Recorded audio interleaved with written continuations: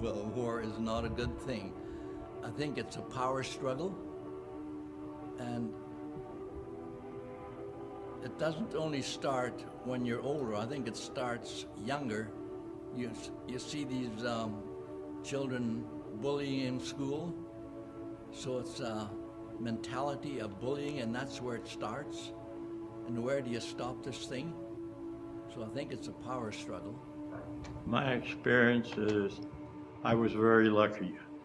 I remained in Canada, and my job in the Air Force were training people, not for war, but when the 18-year-old boys got called up, my job was to teach them the military procedures, and then when we were finished their training, we would decide what section of the war they would be, either pilots, engineers, carpenters, whatever they fitted in. So that's what I mostly did during the war. But I didn't train them to die. I trained them to get a better education. My grandfather was a Canadian merchant marine, so when he was 16, he lied about his age and joined the forces because his brother Ralph was in the front lines in Italy, so he wanted to go fight with his brother. I went from Canada to England, from England to North Africa, then from North Africa to Italy for 2 years. Then I went to France, Belgium, and Holland. The war ended there. I absolutely believe war is hideous.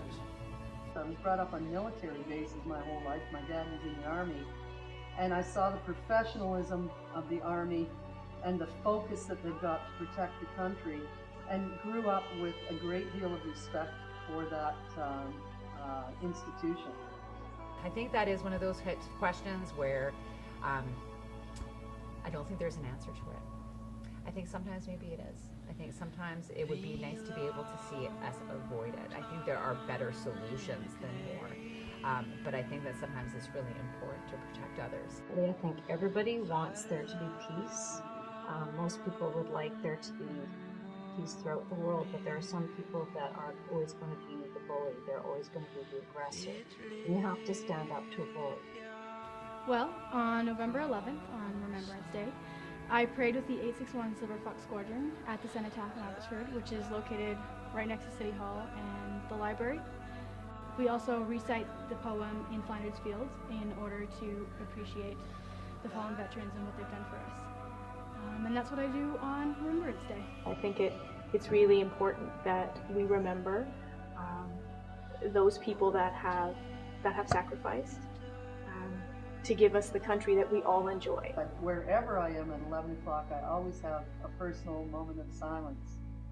Well, I remember the contrast between what I saw, what I was told, and what I saw in World War II, and what I saw after the world, traveling the world as a seaman, and reading history and taking part in public affairs since the war. How different it is. I just think we're in the best part of the world right now. We want to keep it that way.